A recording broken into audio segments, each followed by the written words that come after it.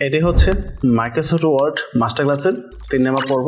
এই পার্টে আমরা হোম ট্যাবের ফন্ট সেকশন থেকে বাকি বিষয় নিয়ে আলোচনা করব। গত পার্টে আমরা বেশ কিছু বিষয় নিয়ে আলোচনা করেছি অ্যান্ড যেগুলো বাকি ছিল ওইটা আমরা এই পার্টে কভার করব। যেহেতু একটি সিরিজ টিউটোরিয়াল, তো অবশ্যই সিএলই ভিডিও দেখার চেষ্টা করবেন, তাহলে আপনি প্রপারলি বুঝতে পারবেন এবং শিখতে পারবেন। তো বাকি বিষয় নিয়ে আমরা কম্পিউটার স্ক্রিন থেকে আলোচনা করব।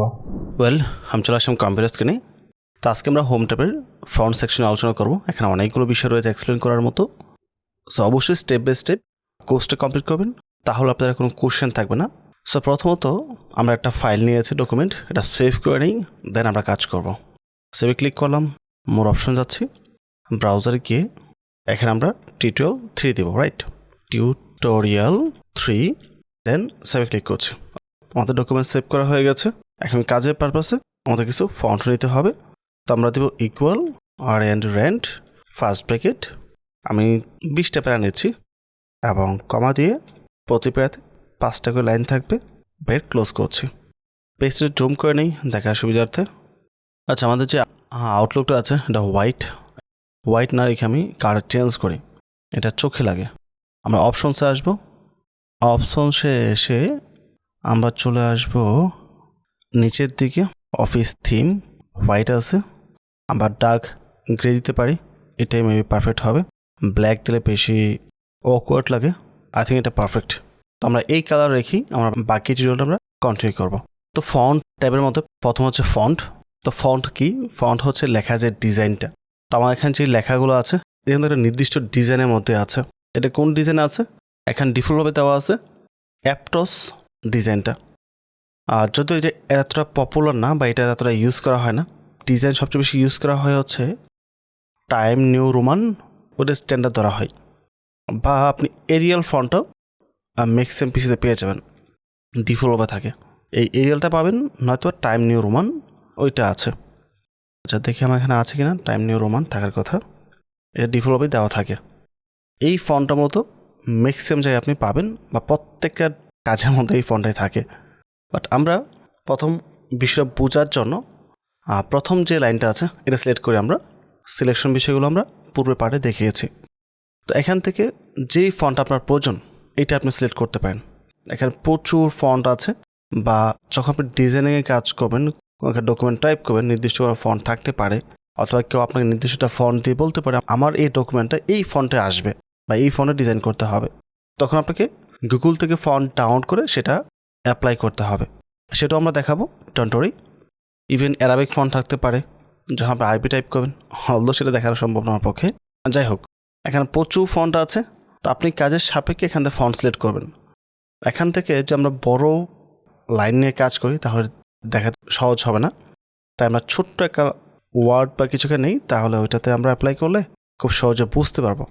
তো আমি ইন্টারপ্রেসকে নিচে নিয়ে আসবো, এটা দেন উপরে মাউস নিব, মাউস নিয়ে আমার টেক্সটটা মাঝখানে নিয়ে আসে, তার জন্য এখানে ক্লিক করতে হবে। যাক, এইগুলো আমরা পরে দেখবো, প্যারাগ্রাফের বিষয়টা, ওটা নিয়ে ওইটাও কিছু নেই। আমরা দিচ্ছি MS word full course tutorial type করেছি, ওকে। তো আমরা যেটা দেখতে পারি, নানান ধরনের ডকুমেন্টের উপর কিন্তু এই টাইপের একটা লাইন থাকে, যেটা অনেক বড় থাকে, যেটাকে হেডার বলা হয়। তো আমরা এটা সিলেক্ট করলাম, সিলেক্ট করে এখন এটার উপর আমরা ফন্টগুলো অ্যাপ্লাই করি। সো দেখেন এখানে বিভিন্ন ফন্ট আছে, এটা দিলে কেমন হয় বা এটা দিলে কেমন হচ্ছে আমরা দেখতে পাচ্ছেন। পার্থক্যগুলো কি, বা আমাদের লগোতে যে ডিজাইনটা আছে ওইটার ফন্ট আছে কিনা আমরা ট্রাই করে দেখি। মেবি নাই, এখানে হয়তো আমার নামটাও মনে নেই। যাই হোক, আমরা আপাতত একটা ফন্ট দেই এখানে, সাপোজ এটা দিচ্ছি, এটা আমাদের ফন্ট। এখন ফন্ট সাইজ কত? এই যে লেখা সাইজটা আছে এটা হচ্ছে 12 দেওয়া আছে এখানে। তো আমরা 12 জায়গায় তাহলে আমরা বৃদ্ধি করতে পারি, যেটা আমাদের প্রয়োজন। হেডার অলওয়েজ বড় থাকে, কাইন্ড অফ এরকম থাকতে পারে, বা আরও বড় দিতে পারে। আমরা দিচ্ছি কত 72, দেখতে পাচ্ছেন অনেক বড় হয়ে গেছে। এটাকে আরও বড় করা যায়, বাট তার জন্য পাশে দেখেন এ লেখা আছে, এবং এটা এর পাশে এখানে তীর চিহ্ন দেওয়া আছে উপর দিকে, মানে এটা ইনক্রিজ করবে, ফন্ট সাইজটা বড় করবে। সো এখানে ক্লিক করে দেখেন এটা শুধু বড় হচ্ছে 260 ও মাই গড, দ্যাটস হিউজ। সো এখান থেকে আমরা বড় করতে পারবো। তার পাশে আরেকটা লেখা আছে এ, এবং সেখানে দেওয়া আছে অ্যারো চিহ্নটা নিচের দিকে, তার মানে ডিক্রিজ হবে এখানে। এবং যখন মাউসের কার্সর নিচ্ছে এখানে দেখতে পাচ্ছেন লেখা আছে ডিক্রিজ ফন্ট সাইজ। আর এটা একটা শর্টকাটও রয়েছে, যদিও এখানে শর্টকাট একটু ঝামেলার, এটা খুব কম ইউজ করা হবে। সো আমরা এখানে ক্লিক করে কমিয়ে ফেলতে পারি ফন্ট সাইজটা। আর যেটা সিলেকশন আছে ওইটার মধ্যে কিন্তু অ্যাপ্লাই হবে। আমার সিলেকশন এইটুকু পুরোটার মধ্যে কিন্তু অ্যাপ্লাই হচ্ছে। তো আমরা এইভাবে চাহিদা অনুযায়ী আমরা ফন্ট সাইজটা বড় করতে পারি, ছোট করতে পারি, অথবা এখান থেকে আমরা করতে পারি যেটা আমাদের কাছে বেটার মনে হয়। তো এখান থেকে আমরা ফন্ট চেঞ্জ করব, তারপর হচ্ছে এখান থেকে আমরা সাইজ নির্ধারণ করব। অলদো অফিসিয়াল টাইপিংয়ের জন্য 12টাকেই স্ট্যান্ডার্ড ধরা হয়। শুধুমাত্র এই হেডার বা পার্টিকুলার কোনো ওয়ার্ড, পার্টিকুলার কোনো লাইন, ওইগুলোকে আমরা একটু বড় সাইজ দিই, সেটা 18 হতে পারে, 16 হতে পারে, ডিপেন্ড করে আসলে। এবং পাশাপাশি কিন্তু আমরা এটা বড়ও করি। সাপোজ এই যে লেখাটা আছে স্বাভাবিক একটা ফন্টের মধ্যে আছে, বাট এটাকে আমরা বড় করতে পারি বা আর মোটা করতে পারি, বোল্ড করতে পারি। তার জন্য এখানে নিচে বি লেখা আছে, বি এ ক্লিক করতে হবে। দেখেন তখন কিন্তু সাইজটা চেঞ্জ হচ্ছে এবং এটা শর্টকাট হচ্ছে কন্ট্রোল বি। অলদো আমরা যে ফন্টগুলো অ্যাপ্লাই করব এই ফন্টের মধ্যে আরও কিছু সেকশন থাকে, যেমন দেখতে পাচ্ছেন এরিয়াল ব্ল্যাক। সো একটা ক্যাটাগরির ফন্টের মধ্যে আরও মাল্টিপল ক্যাটাগরি থাকে, আর সেটা বোঝার জন্য আমাদেরকে একটা ফন্ট ডাউনলোড করতে হবে, তাহলে আপনারা প্রপারলি বুঝতে পারবেন। তো আমরা একটা ব্রাউজারে যাব, ব্রাউজার ওপেন করার পর এখানে আমরা ফন্ট সার্চ করব। তো টাইপ করছি ইংলিশ ফন্ট ফ্রি ডাউনলোডস। এতে কী হবে, আমরা ফ্রিতে ডাউনলোড করতে পারবো। গুগলে প্রচুর ওয়েবসাইট পাবেন আপনি যেখান থেকে ফ্রিতে ফন্টস ডাউনলোড করা যায়। তো প্রথম ওয়েবসাইটে যাচ্ছি আমরা, দেখতে পাচ্ছেন বিভিন্ন টাইপের বিভিন্ন ফন্ট এখানে রয়েছে। তো যদি কোনো পার্টিকুলার ফন্ট আপনার প্রয়োজন পড়ে বা কোনটা ভালো লাগে, যেটা আপনার ডিজাইনে ইউজ করতে চান, তাহলে আপনি ডেফিনেটলি এখান থেকে ডাউনলোড করতে পারেন। তো সাপোজ এত ফন্ট তো দেখার সময় হবে না আমাদের, তাই এই ফন্ট আমার ভালো লাগছে, ভাই জামজরি বোল্ড। আচ্ছা, এখানে আমরা যদি ক্লিক করি, এটার মধ্যে কী কী আছে দেখেন। এইটার ভিতরে আরও অনেকগুলো আছে। এটা হচ্ছে বোল্ড ফন্ট, যে মোটা থাকবে। তারপর হচ্ছে ইটালিক টাইপের একটা ফন্ট আছে এটা। তারপর হচ্ছে এইটা। তো একটার মধ্যে দেখেন অনেকগুলো ক্যাটাগরি রয়েছে। তো আমি ডাউনলোডে ক্লিক করি, সেভ ডাউনলোড হয়ে গেছে। আমি পেজটা কেটে দিব, কেটে দিয়ে চলে যাব আমাদের ডাউনলোডের মধ্যে। ডাউনলোডে আসবো, এই হচ্ছে আমাদের ফন্টটি। ডাবল ক্লিক করব, এটা কেটে দিয়ে এক্সট্রাক্ট টু ওকে প্রেস করব। এক্সট্রাক্ট হয়ে গেছে। এই হচ্ছে আমাদের ফন্টস। এই ক্যাটাগরির মধ্যে যতগুলো ফন্ট রয়েছে প্রত্যেকটা এখানে চলে আসছে। এখন এটাকে ইনস্টল কীভাবে করবেন, যে এক ক্যাটাগরি ইনস্টল করতে চান, এইভাবে ডাবল ক্লিক করবেন, ইনস্টল ক্লিক করবেন, ইনস্টল হয়ে যাবে। বাট এত ফন্ট এইভাবে ইনস্টল করতে গেলে অনেক বেশি সময় লাগবে, যেটা লিটারালি ইম্পসিবল। তো আপনাকে কী করতে হবে, সবগুলো একসাথে সিলেক্ট করতে হবে। সিলেক্ট করে তারপর রাইট ক্লিক করবেন এবং ইনস্টলে ক্লিক করতে হবে। এখন আপনার সমস্ত ফন্ট একসাথে ইনস্টল হয়ে যাবে। সবগুলো ফন্ট ইনস্টল হয়ে গেছে। এবং এটা অ্যাপ্লাই করতে হলে আপনাকে ওয়ার্ডটা একবার সেভ করে কেটে দিতে হবে, কেটে দিয়ে পুনরায় ওপেন করতে হবে। টিউটোরিয়াল 3 এটা সিলেক্ট করি আমরা। তারপর এখানে এরিয়ালে চলে আসবো ফন্টের মধ্যে। তাই হোপ এটা চলে আসবে, আসার কথা। এটা সম্ভবত ইন্ডিয়ান কোনো পাবলিক এটা ফন্ট তৈরি করেছে, তামিলনাড়ু বা কেরালা কেউ হতে পারে। যেটাই হোক, তো আমার কাছে এই ফন্টটা ভালো লেগেছে, তো আমি এটা সিলেক্ট করে দিচ্ছি। এটা হচ্ছে ফন্টের ডিজাইন। এখন আপনার চাহিদা অনুযায়ী আপনি সাইজটা বড় ছোটো করবেন। এখন তো নাম্বার রয়েছে, যেটা আমি অলরেডি দেখিয়েছি, বা ছোটো বা বড় আমরা এইভাবে করতে পারি, রাইট? বাট যেটা আছে তার চেয়ে মোটা প্রয়োজন পড়লে আমরা কী করবো, আমরা বোল্ডে ক্লিক করব, তখন আরও এটা মোটা হবে। এখন ফন্ট তো নিয়েছেন, আপনার কাছে মনে হচ্ছে না এটা সোজা না, আমি পাকা করে রাখবো। অনেক সময় কী হয়, আমাদের নান ডকুমেন্টের মধ্যে পার্টিকুলার কোনো একটা সেন্টেন্স, পার্টিকুলার কোনো একটা লাইন দেখা যায় বাঁকা থাকে।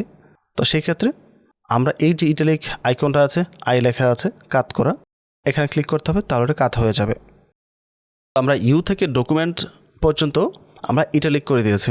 এখন যে আপনার মনে হয় না এটা আমি ঠিক করতে চাই, তাহলে আপনাকে পুনরায় সিলেক্ট করতে হবে।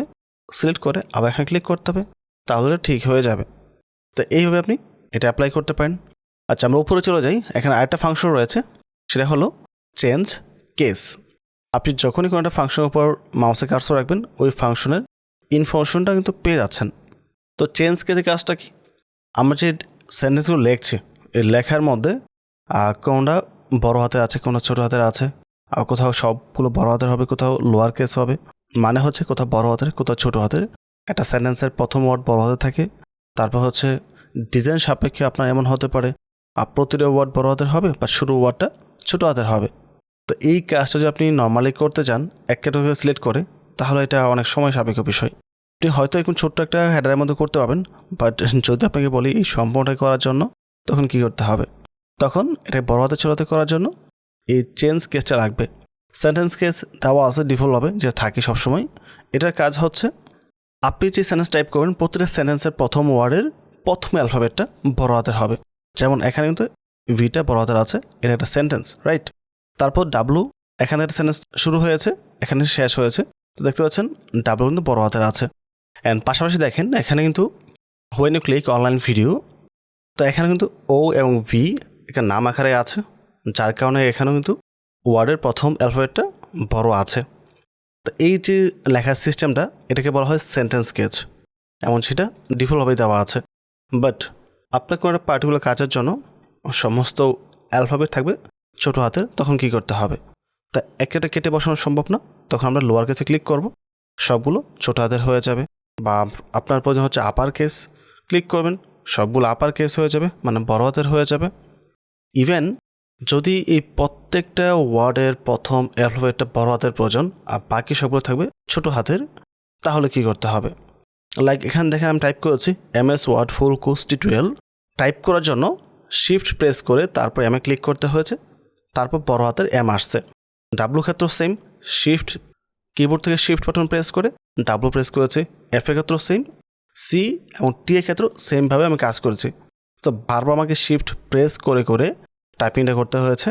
বাট এই ক্ষেত্রে যদি আমি নর্মালি টাইপ করে জাস্ট চেঞ্জ কেসে এসে আমি ক্যাপিটালাইজ ইচ ওয়ার্ডে ক্লিক করতাম, তাহলে কিন্তু এটা করতে হতো না। এখানে ক্লিক করলে প্রতিটা ওয়ার্ডের প্রথম অ্যালফাবেটটা বড় হাতের হয়ে যাবে। ট্রুগল কেসে বিষয়টা টোটালি উল্টা, এটা এতটা ইউজ করা হয় না। এখানে প্রতিটা ওয়ার্ডের প্রথম অ্যালফাবেটই ছোট হাতের হবে আর বাকি প্রত্যেকটা অ্যালফাবেট বড় হাতের হবে। ওকে, নাম ধরেন ডিজাইনের ক্ষেত্রে এটা ব্যবহার করা হয়। That's all. তো আশা করি আপনাদের এই বিষয়টুকু ক্লিয়ার হয়েছে। অ্যান্ড তারপর হচ্ছে আমরা অনেক সময় দেখি নাম ধরেন ডকুমেন্টের মধ্যে টেক্সটের মধ্যে নিচে আন্ডারলাইন থাকে, রাইট? লাইক আমি যদি এই সেন্টেন্সটা একটু বড় করে দিই, আমি একটু বোল্ড করে দিচ্ছি এটাকে জাস্ট দেখানোর জন্য আপনাদেরকে, তাহলে কিন্তু দেখেন এই যে বাকি সেন্টেন্সগুলো আছে এখান থেকে এটা কাইন্ড অফ ডিফারেন্স রয়েছে, রাইট?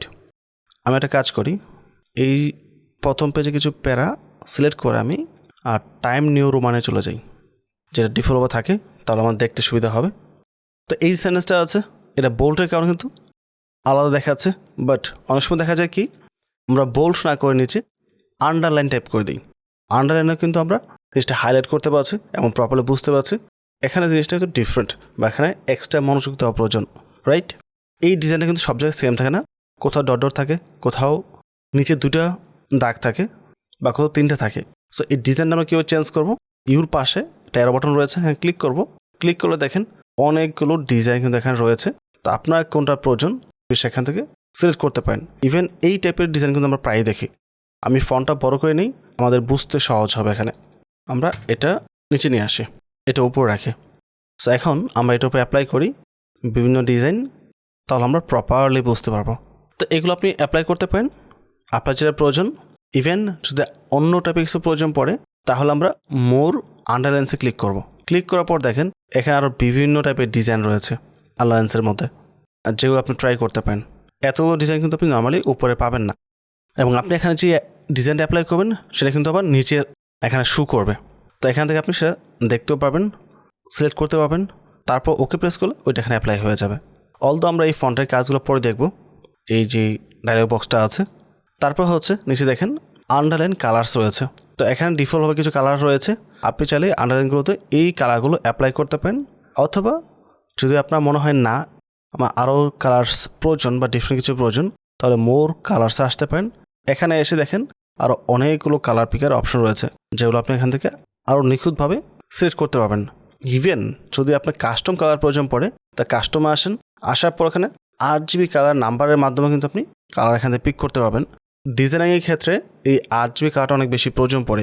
এখানে নাম্বার চেঞ্জ করে করে কোড চেঞ্জ করে করে আপনি কালার খুবই স্লাইটলি চেঞ্জ করতে পারবেন, যেটা আপনি নর্মালি স্ট্যান্ডার্ড থেকেও করতে পারবেন না।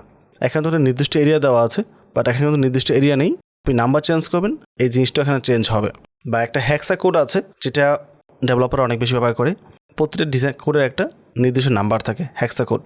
যাই হোক, এটা ডিফারেন্ট কেস, ওইটা আমরা আলোচনা করবো না। বাট আপনি চাইলে এখান থেকে ক্লিক করে এইভাবেও ড্র্যাগ অ্যান্ড ড্রপ করে কালার পিক করতে পারেন। তা আমি দিচ্ছি এই কালারটা, kind of purple. So okay press করেছি, এখানে কিন্তু ওই কালারটা অ্যাপ্লাই হয়ে গেছে। তারপর হচ্ছে স্ট্রাইক থ্রো। স্ট্রাইক থ্রো কোথা থাকে, লাইক আমরা যে ভিডিওর উপর স্ট্রাইক থ্রো অ্যাপ্লাই করি, ক্লিক করলাম, সি এখানে লেখার উপর মাঝখানে টান রয়েছে। এটা অনেক বেশি অ্যাপ্লাই করা হয় নানান ধরনের প্রাইসিংয়ের ক্ষেত্রে, যেটা আমরা প্রায়ই দেখি। লাইক সুপার শপে বা যে কোনো মার্কেট প্লেসে দেখবেন কোনো একটা পার্টিকুলার প্রোডাক্টের প্রাইস দেওয়া থাকে 1200 টাকা, তারপর পাশাপাশি লেখা থাকে হচ্ছে 99 এই টাইপের লেখা থাকে, রাইট? আচ্ছা, আমরা নাম দিই একটু আইফোন 1200 টাকা, এমন হলে তো ভালো হতো। যাই হোক, আমরা 1200 লিখলাম, লেখার পর আমরা হ্যাঁ স্ট্রাইক থ্রো দিচ্ছি একটা, তার মানে এটার প্রাইস এখন 1200 না, মাত্র 999 টাকা।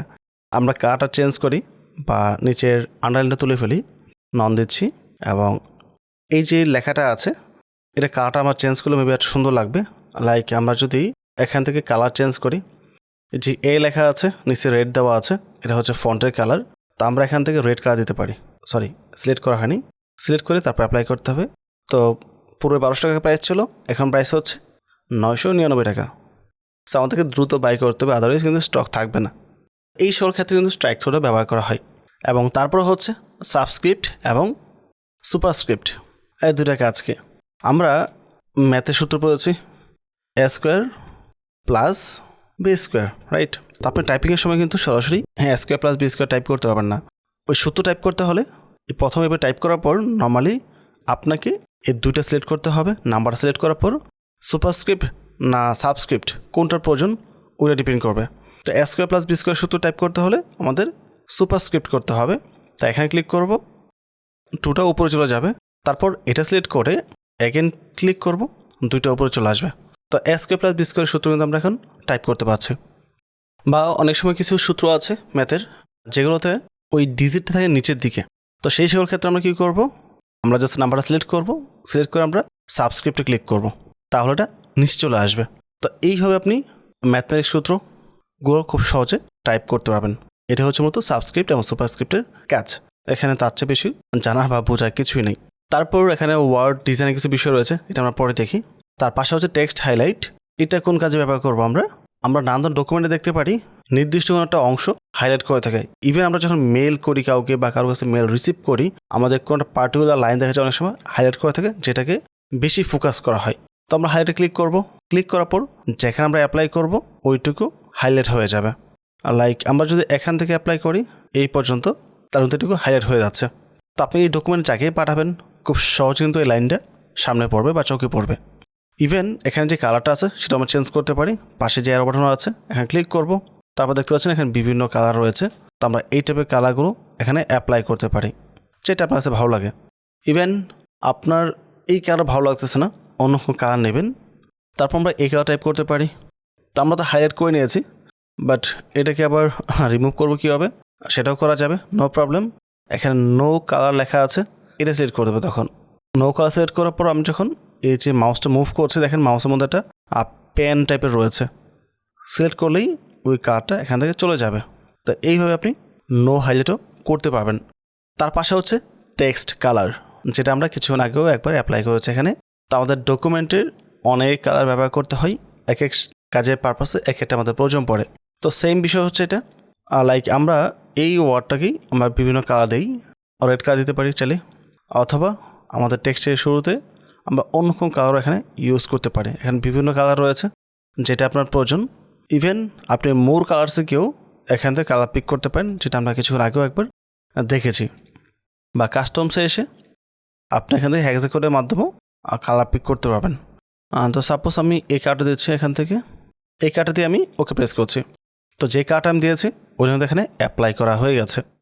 অথবা এই কালার উপর কিন্তু আরও কিছু ইফেক্ট দেওয়া যায়, লাইক আমরা এখানে গ্রেডিয়েন্ট ইফেক্ট দিতে পারবো। আর গ্রেডিয়েন্ট আসার পর দেখতে পাচ্ছেন বেশ কিছু কালার রয়েছে। এটা স্পষ্ট এবং ভালো বুঝতে হলে আমাকে টেক্সট আর বড় করতে হবে, ছোট্ট টেক্সটে সব কিছু প্রপারলি বোঝা যায় না। তো এটাকে আমি দুই ভাগে ভাগ করে নিয়েছি। এখন আমরা এই তিনটার উপর শুধু অ্যাপ্লাই করব। অবশ্যই জুম করে নিতে হবে। জুম করার পর এখন যে আমরা কালারটা অ্যাপ্লাই করি বা গ্রেডিয়েন্ট অ্যাপ্লাই করি, তাহলে দেখেন আপনি কোন টাইপের গ্রেডিয়েন্ট নিতে চান সেই অপশনগুলো এখানে রয়েছে। ইভেন যদি আপনি মোর গ্রেডিয়েন্টসে যান তাহলে এখানে আরও কিছু ফাংশন রয়েছে যেগুলো আপনি অ্যাপ্লাই করতে পারবেন। আমাদের লেখা যে ট্রান্সপারেন্সি আছে এটা কতটুকু থাকবে মানে কতটুকু ভিজিবল থাকবে বা কতটুকু হাইট থাকবে।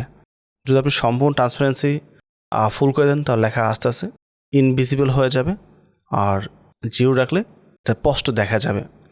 গ্রেডিয়েন্ট লিফট, এখান থেকে আরও কিছু কালার পিকের অপশন রয়েছে যেগুলো আপনি নিজের মতো করে পিক করতে পারবেন। আচ্ছা, আমরা এই ফরম্যাটিংয়ে যে কাজটা আছে এটা আমরা নেক্সট পারে রাখি, তাহলে মেবি বেটার হবে। তো যতটুকু বিষয় দেখিয়েছি আমরা এটা আজকে প্র্যাকটিস করেন, পরবর্তী পারে আমরা বাকি কাজগুলো কভার করে ফেলবো।